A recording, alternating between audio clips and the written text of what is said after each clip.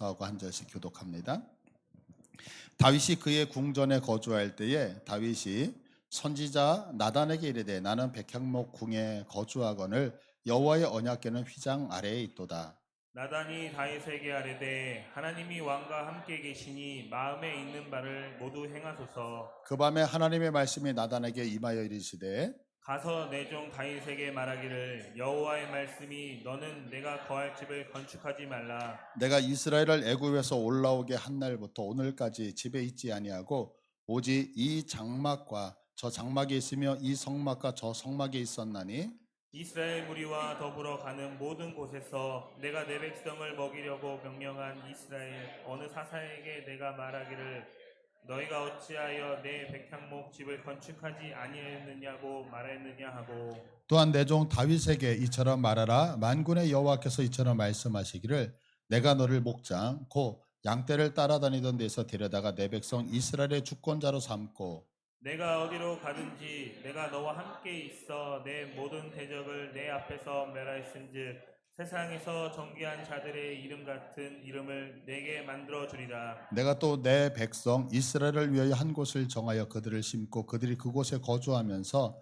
다시는 옮겨가지 아니하게 하며 악한 사람들에게 전과 같이 그들을 해치지 못하게 하여 전에 내가 사사에게 명령하여 내 백성 이스라엘을 다스리던 때와 같이 아니하게 하고 또 내 모든 대적으로 내게 복종하게 하리라.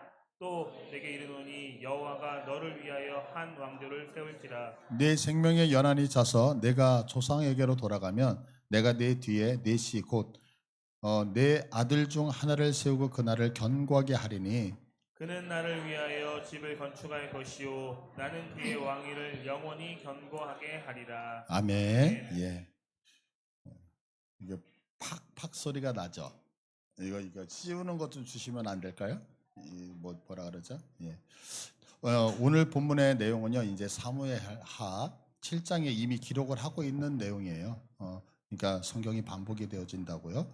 그러면 이제 한번 생각을 해봐야 되겠죠. 왜냐하면 성경이 왜 동일한 내용을 이렇게 반복해서 기록을 하고 있느냐라고 하는 것을 우리가 이제 생각해 볼 필요가 있어요. 제가 이제 전에 말씀을 드리면서 이 세상을 다스리고 있는 두 가지 사상이 있다라고 하는 것을 한번 말씀드렸던 것을 아실 거예요. 하나는 헬레니즘 사상이에요. 이 헬레니즘 사상이라고 하는 것은 이성과 논리를 가지고서 판단을 하는 사상이거든요. 그러다 보니까 이 헬레니즘 사상의 특징은 뭐냐면 직선적이에요. 직선적. 이 직선적이라고 하는 얘기가 뭐냐면 예전에 우리가 이제 핸드폰이 유행하기 전에 삐삐라고 하는 거 아시죠? 삐삐. 그래가지고 삐삐 치잖아요. 그래서 누군가에 급하게 전화를 받아야 할 때는 뒤에다가 파리파리 빨리빨리. 저는 제가 보낸다라고 하는 암호로 072 이렇게 보냈어요. 암호 뭘까요? 땡칠이. 그러면 이제 제가 보낸지 알고 삐삐를 보내주셨어요. 근데 이제 그 삐삐가 있다가 핸드폰으로 바뀌었잖아요. 그러면 이제 핸드폰을 이렇게 바뀐 다음에 예전에 있던 삐삐를 사용하나요? 안 사용하나요? 사용 안 하죠. 그게 뭐냐면 바로 직선적이라는 거예요.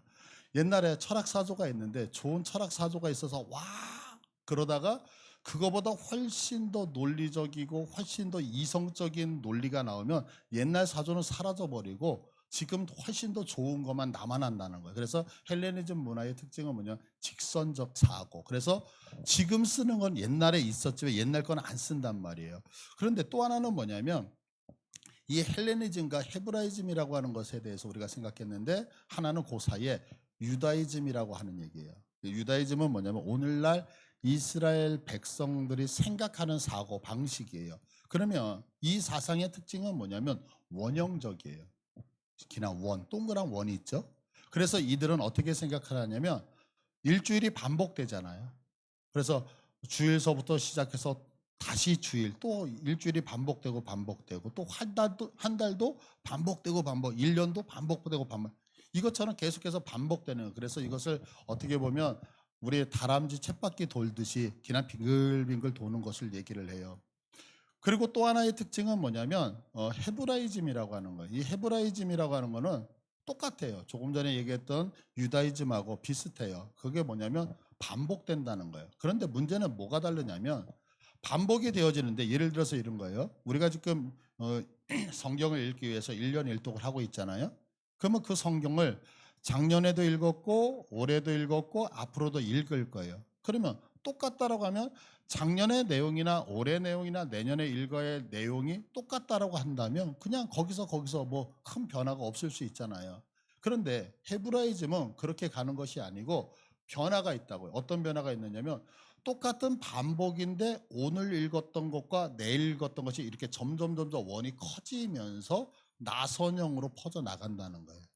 그러니까 지난주에 읽었던 말씀과 오늘 읽었던 말씀이 동일한 것 같지만 지난주보다는 오늘 더 믿음이 더 커진다라고 하는 것을 얘기하는 거예요.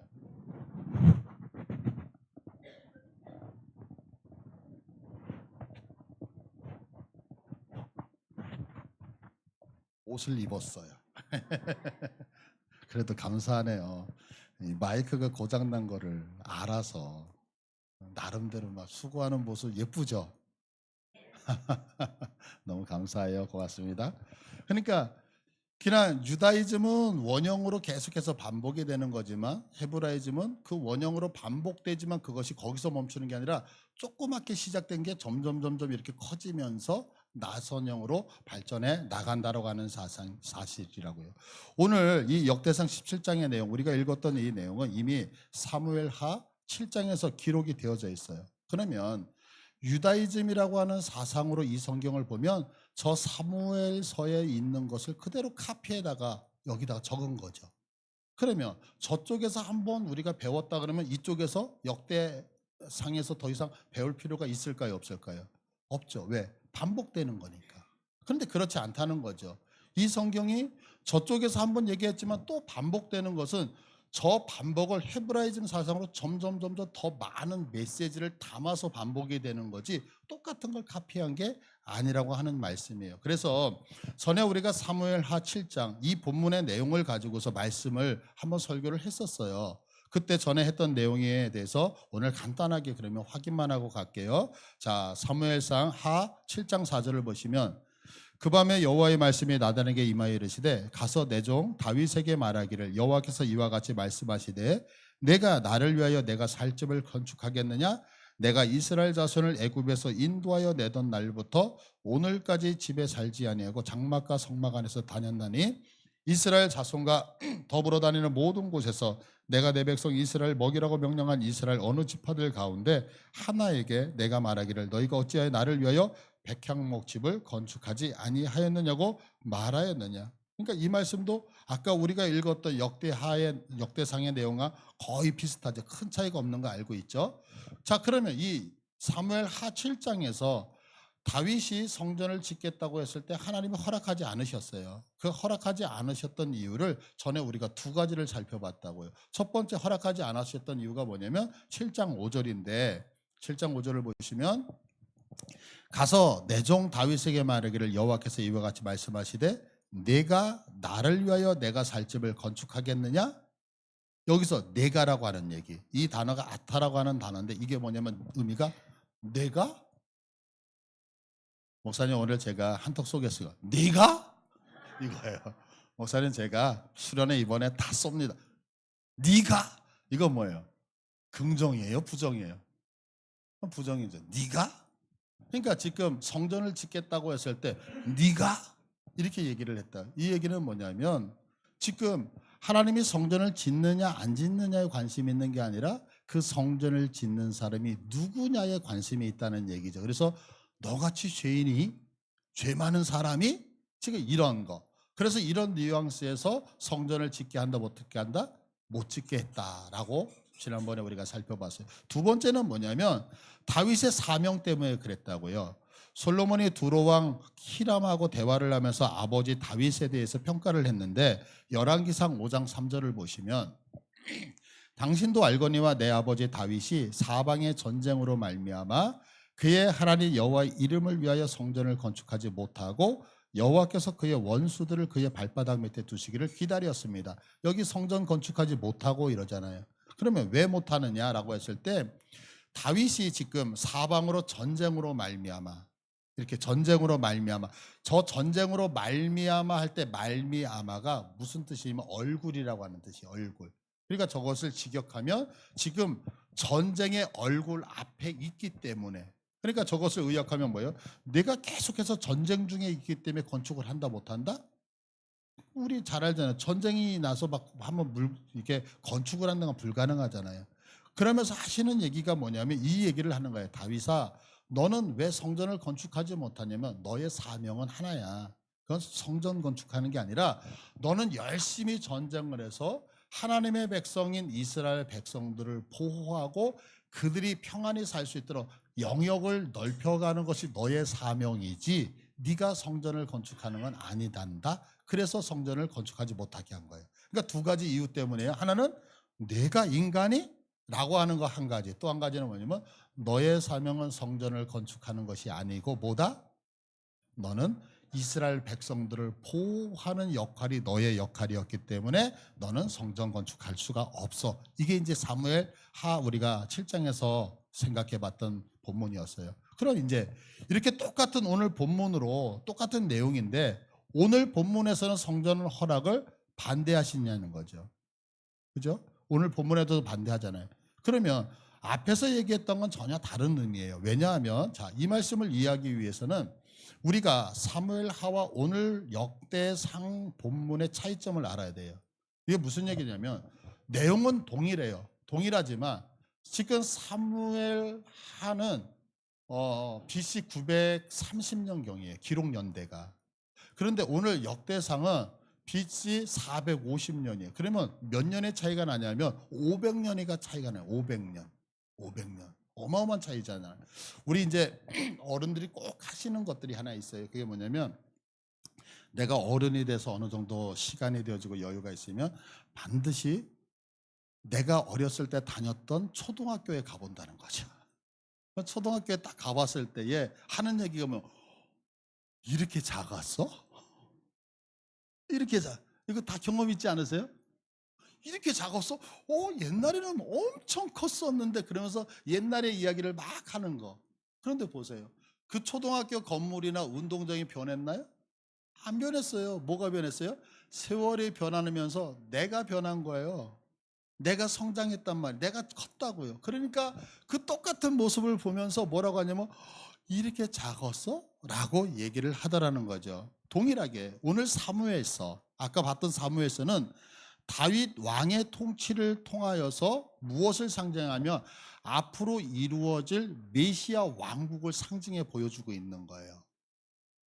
그러니까 다윗은 내가 지금 하나님의 나라를 다스리고 있지만 내가 진짜 왕이다? 아니, 나는 가짜 왕. 진짜 왕은 누구야? 진짜 왕은 하나님. 그러면 그 하나님이 우리나라에 좌정하셔야 되는데 어떻게 좌정하시냐? 좌정하는 장소는 바로 성전. 그래서 그 성전을 짓겠다는 것이 사무엘에서 얘기하는 말씀이거든요. 반면에 오늘 역대기는 전혀 틀려요. 역대기는 이스라엘 백성들이 지금 나라가 망해가지고 BC 586년도에 오늘날 이라크였던 바벨론에 끌려가잖아요. 근데 이 바벨론에 끌려가 있는 동안에 옆에 있는 이란이 이라크를 침공해서 점령을 해요. 그것을 성경에서 메대와 바사라고 얘기를 하거든요. 근데 이 이란의 왕이었던 바사 왕 고레스가 칙령을 내려요. 왜? 나라가 바뀌었으니까 정책이 바뀌잖아요.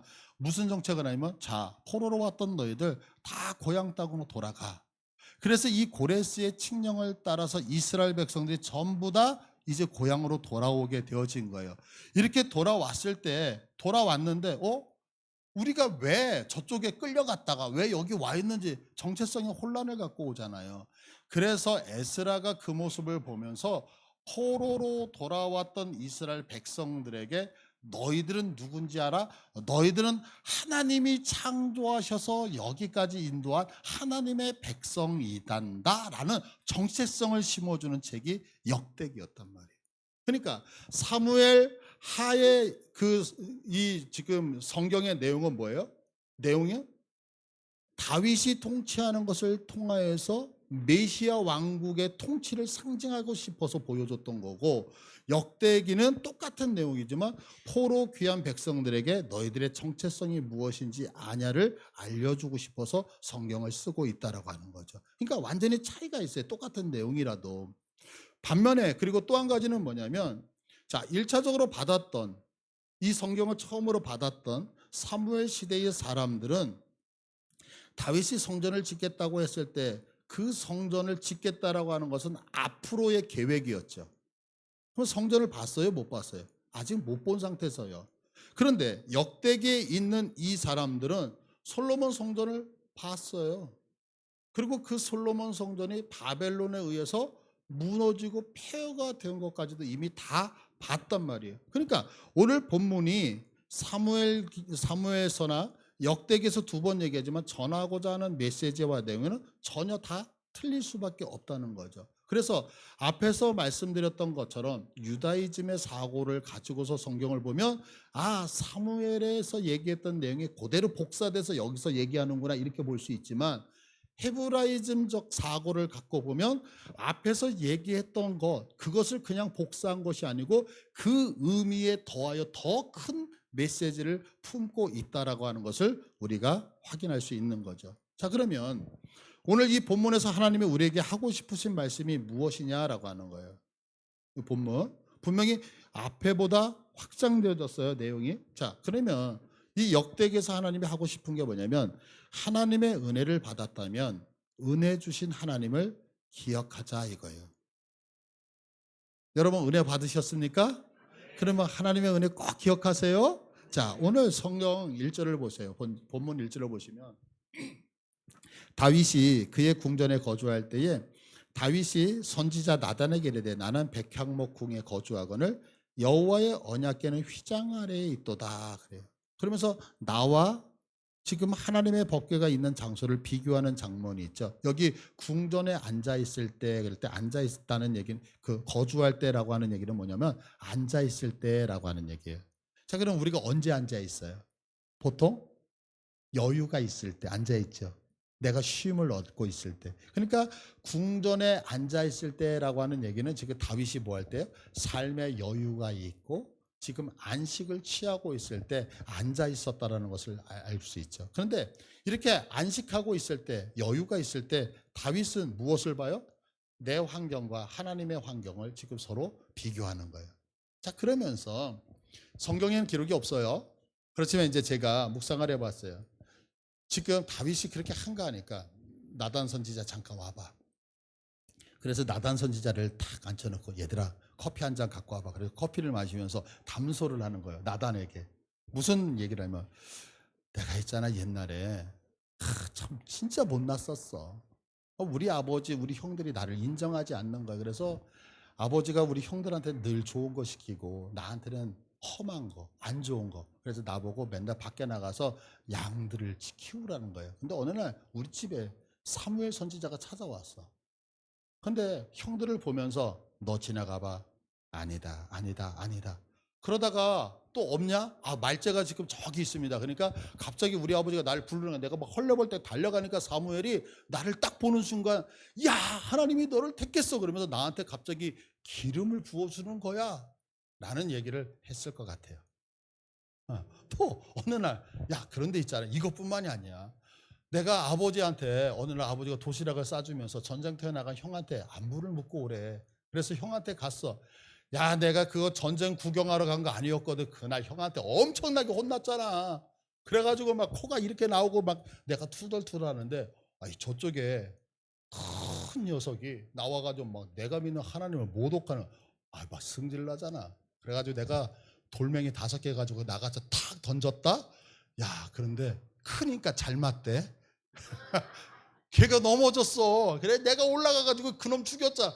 야, 내가 졸지에 출세했어. 이거 하나님의 은혜 아니야? 야, 내가 그러고 나니까 사울이 나한테 뿅 간 거야. 그래서 자기 딸 미가를 줬어. 결혼 잘해야 된다. 이 결혼 잘못해가지고 내가 40년을 얼마나 힘들게 쫓겨다녔는지 뭐 이러면서 쭉 간증을 했을 것 같은 거예요. 그러면서 야, 그런데 지금 봐.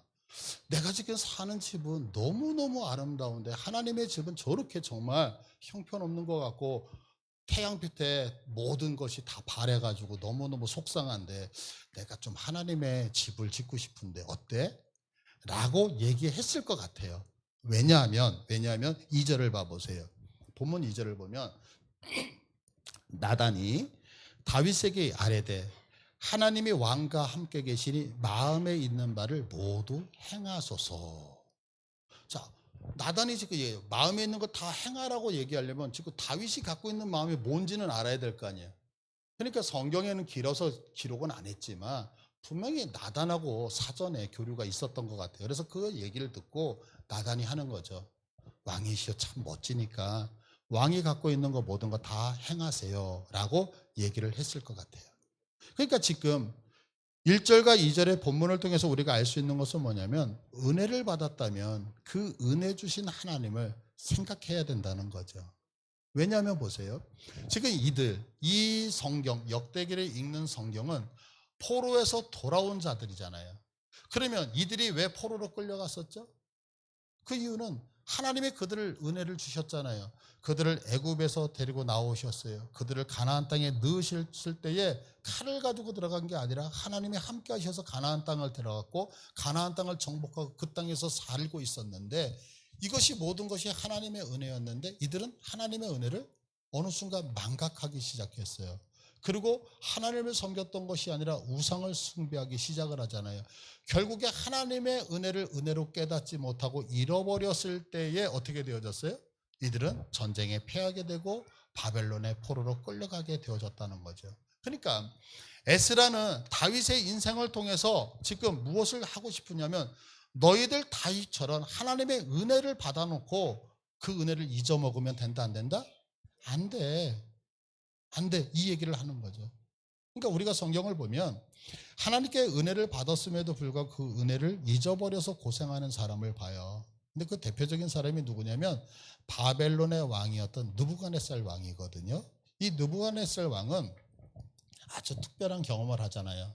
어느 날 꿈을 꿔요. 근데 이 꿈을 꾸면서 내 꿈과 그 꿈에 대해서 해석을 해라. 안 그러면 너희들 다 죽일 거야. 라고 할 때 다니엘이 와서 그 꿈을 알아맞추고 그 꿈이 어떤 내용인지를 풀어서 해석을 해주게 되어지죠. 그때에 이 해석을 듣고 느부갓네살 왕이 하나님 앞에 고백하는 내용이 다니엘서 2장 46절이에요. 자, 이에 느부갓네살 왕이 엎드려 다니엘에게 절하고 왜? 이거는 하나님만 하실 수 있으니까 다니엘한테 절한 거예요. 그러면서 명하여 예물과 향품을 그에게 주게 아니라 왕이 대답하여 다니엘에게 이르되 너희 하나님은 참으로 모든 신들의 신이요 모든 왕의 주제시로다. 내가 능히 이 은밀한 것을 나타냈으니 네 하나님은 또 은밀한 것을 나타내시는 이시다. 하나님이 인정하잖아요. 자, 이것뿐만이 아니에요. 아주 특별한 경험을 또 해요. 두라 평지에다가 그물만 놓고 신상을 크게 만들어 놓고 나팔 입을 때 모든 백성은 다 절해야 된대요. 다니엘 절 안 하잖아요. 그러니까 너무 노발대발 해가지고 야 평상시보다 풀무 더 뜨겁게 해. 그래가지고 불을 뜨겁게 했어요. 그리고서 지금 다니엘과 그의 친구들을 거기다 집어넣었죠. 그런데 지금 그들을 붙잡고 갔던 사람이 다 죽었다고 성경은 말씀하고 있는데 다니엘과 그의 친구들은 다 죽어요, 안 죽어요? 보니까 들어간 사람보다 하나가 더 많아, 숫자가. 깜짝 놀라서 외치잖아요. 다니엘아, 혹시 너 살아있으면 나와봐. 그래서 다니엘이 나와요. 이렇게 살아서 나오는 장면을 보면서 또 한 번 고백을 해요. 다니엘서 3장 28절에 보니까 느부갓네살이 말하여 이르되 사드락과 메삭과 아벳느고야 하나님을 찬송할지로다. 그가 그의 천사를 보내 자기를 의뢰하고 그들의 몸을 바쳐 왕의 명령을 거역하고 그 하나님 밖에는 다른 신을 섬기지 아니하며 그에게 절하지 아니한 종들을 구원하셨다 그래요. 그러면서 뭐라고 얘기하냐면 29절에 그러므로 내가 이제 조서를 내리노니 그래요. 그러면 이 조서가 뭐냐면 하나예요. 하나님이 최고거든. 그러니까 하나님 앞에 경솔히 행하는 자는 씨를 말려버릴 거야. 그러면서 너희들 다 누구를? 하나님을 섬기라라고 하는 조서를 내려요. 자, 그러면 이 정도면 지금 느부갓네살은 하나님의 살아계심을 경험한 거예요? 안 한 거예요? 그 하나님을 체험으로, 이건 감히 누구나 체험할 수 있는 게 아니잖아요. 근데 어느 날 또 한 번 꿈을 꿨어요. 근데 이 꿈이 조금 불길해.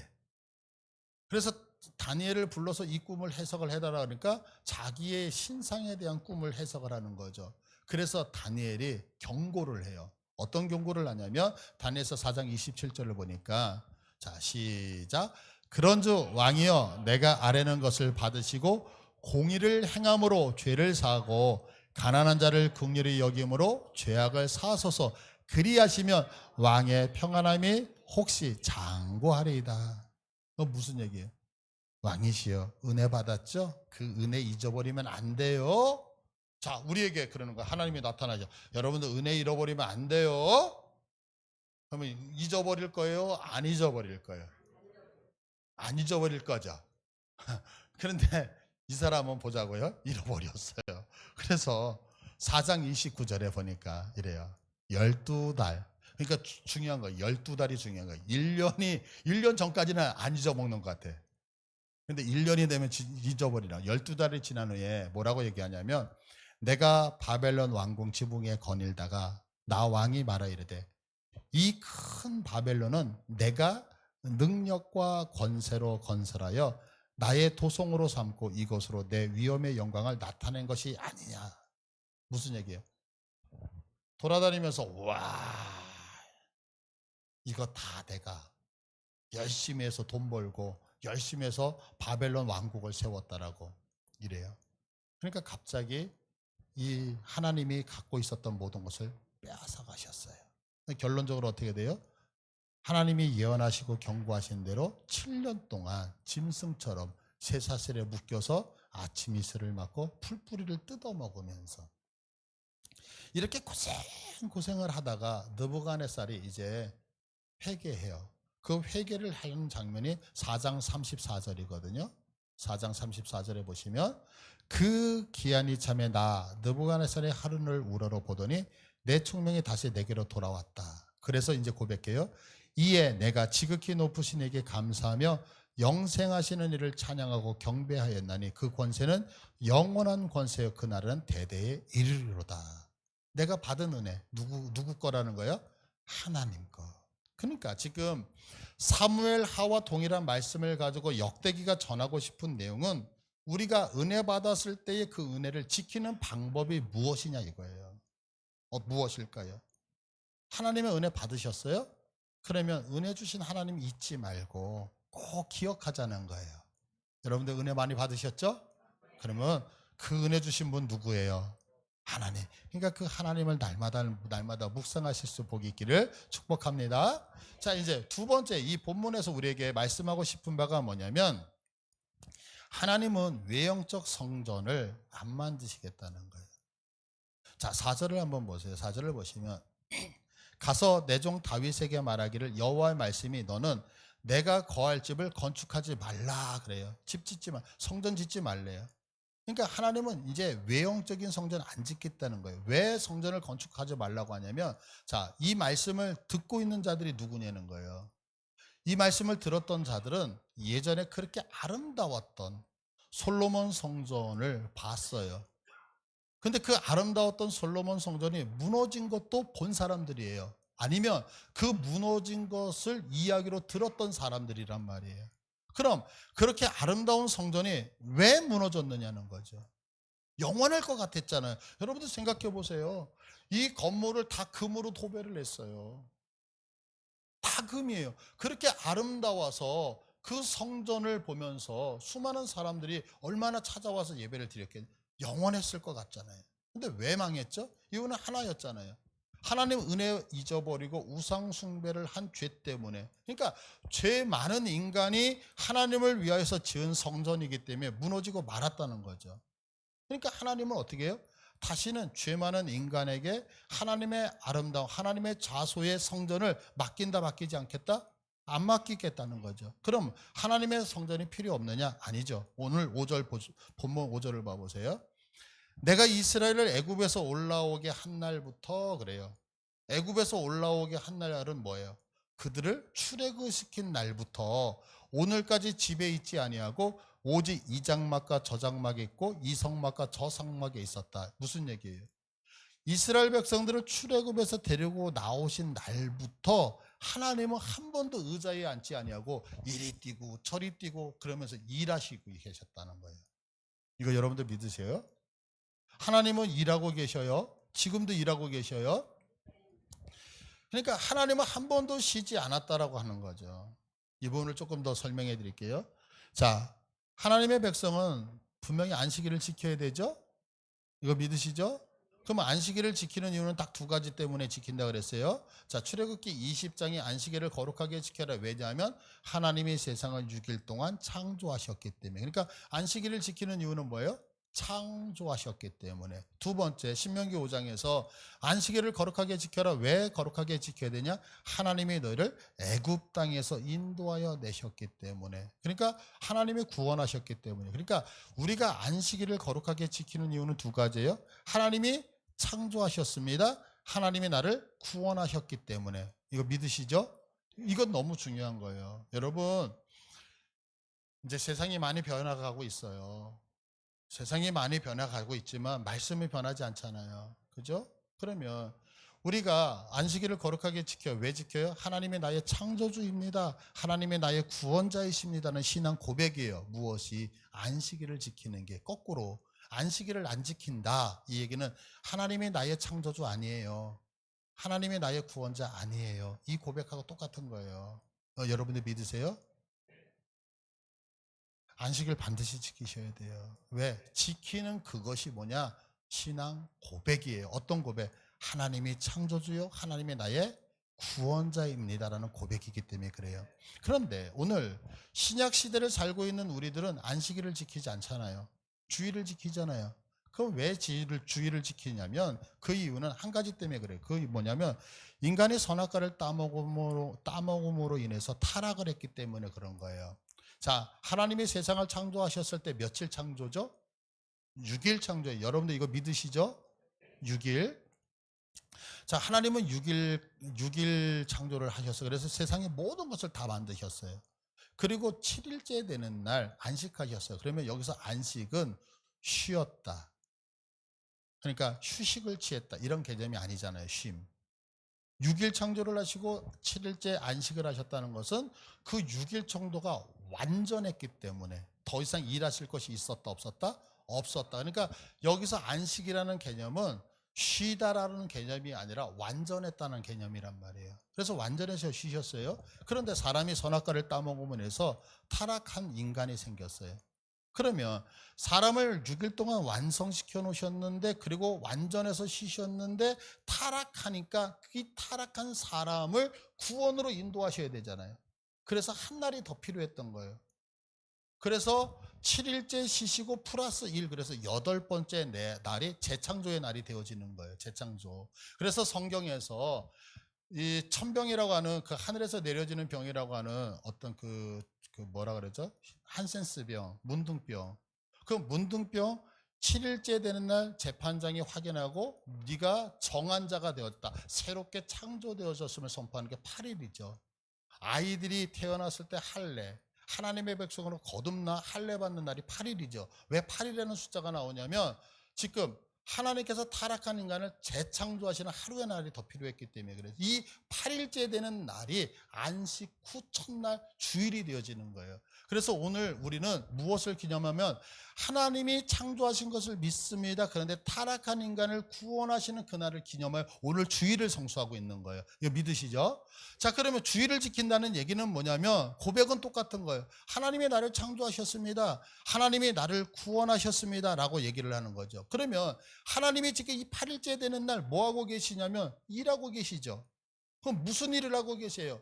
인간을 살리시는 일, 인간을 구원하시는 일을 지금 하고 있어요. 이거 여러분이 믿으셔요? 그래서 요한복음 5장에 보시면 베데스다 연못에서 38년 된 환자를 고치시는 모습을 봐요. 그런데 이 날이 언제였냐면 하필이면 안식일이었어요. 안식일이니까 예수님이 38년 된 그 환자를 고치시는 장면을 보고 이들이 예수님을 박해하기 시작해요. 어떻게 안식일 날 너 병을 고쳐?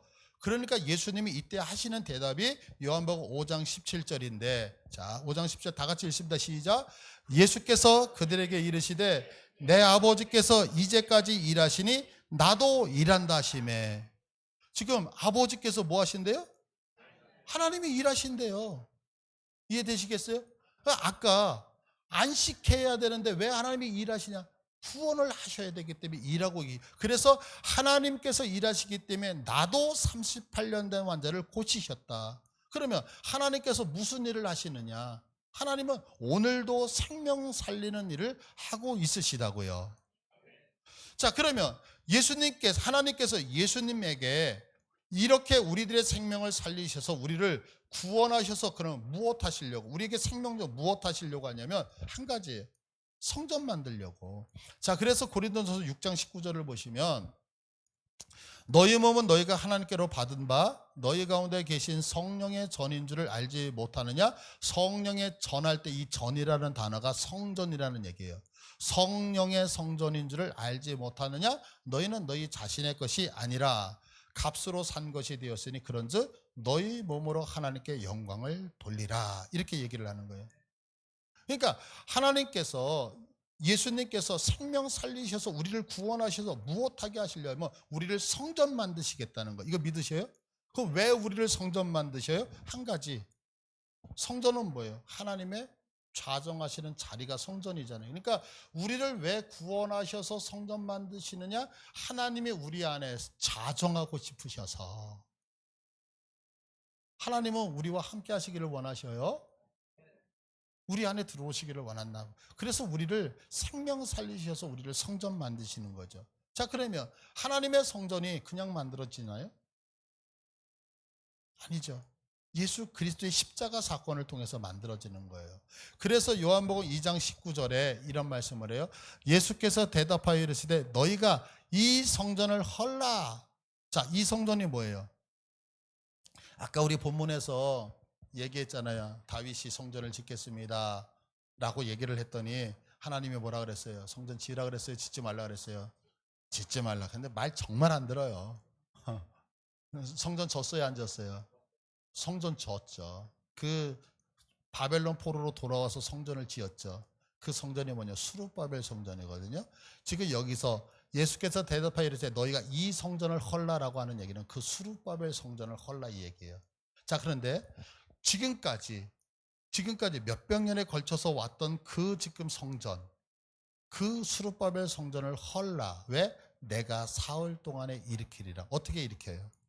너희들은 수백 년에 걸쳐서 돌멩이로 지었는지 모르지만 나는 십자가에서 죽으셔서 무덤에 들어가셔서 다시 부활하심으로 인하여서 너희들이 세우려고 했던 그 성전을 내가 직접 세우겠다라고 말씀하고 있다는 거예요.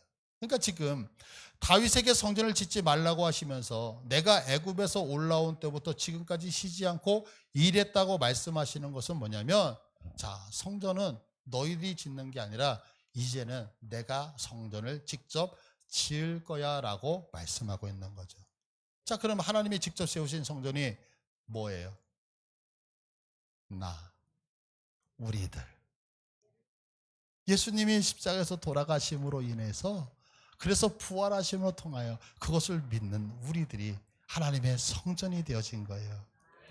그래서 오늘 본문 12절을 봐보세요. 오늘 본문 12절을 보면 그는 나를 위하여, 우리 앞에 것은 생략을 했는데 여기서 그는 뭐냐면 한 자손을 얘기했다고요. 예수님. 그러니까 예수는 나를 위하여, 하나님을 위하여 집을 건축할 것이요, 예수는 하나님을 위하여 성전을 건축할 것이고 하나님은 예수님의 왕위를 영원히 견고하게 하리라 라고 말하고 있어요. 그러니까 예수님은 하나님을 위해서 성전이 누구를 만드시겠다?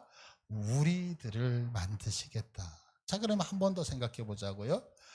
왜 하나님께서는 예수님에게 성전 건축을 맡기셨을까라고 하는 거예요. 그럼 다른 게 아니죠. 아까 성전이 뭐라 그랬어요? 성전은 하나님의 좌소. 자, 하나님의 좌소. 그러면 하나님의 좌소라고 하는 건 너무 중요해요. 왜? 우리가 살았다 죽었다는 무엇으로 판결이 나요? 하나님이 계시면 산 거고 하나님이 안 계시면 죽죠. 그러면 하나님의 좌소를 만드시면 그 좌소에 누가 들어오시는 거예요? 하나님이 내게 들어오셔요. 그러면 나는 어떻게 돼요? 하나님이 들어오시니까 나는 죽었던 자가 살아나게 되어진다는 거죠. 그래서 우리에게 생명 주고 싶어서 지금 예수님이 성전을 지으시겠다라고 하는 거죠. 자, 그러니까 지금 이스라엘의 실패는 왜 실패했느냐? 인간의 힘으로 성전을 지었기 때문에 나타난 실패였단 말이에요. 그러나 지금 예수님에 의해서 지어진 그 성전은 실패할 수 있나요? 없나요? 우리는 실패할 수 있나요? 없나요? 왜요? 우리는 누구냐? 예수님의 핏값으로 세워진 성전이기 때문에. 그래서 영원히 무너진다, 무너지지 않는다? 무너지지 않는다. 왜? 예수님의 핏값으로 세워진 우리들은 절대 실패할 수 없다는 거죠. 자, 그러면 이 은혜를 기억해서 이 은혜를 잘 간직해야 된다, 안 해야 된다? 해야 되겠죠. 그래서 우리가 오늘 말씀은 하나님이 나를 무너지지 않는 성전 만들어 주셨는데 이 은혜 까먹지 말고 잘 보관하셔서 주님 앞에 감사하고 찬양하면서 살아가는 우리가 되어지기를 간절히 축복합니다. 우리 기도하기 원합니다.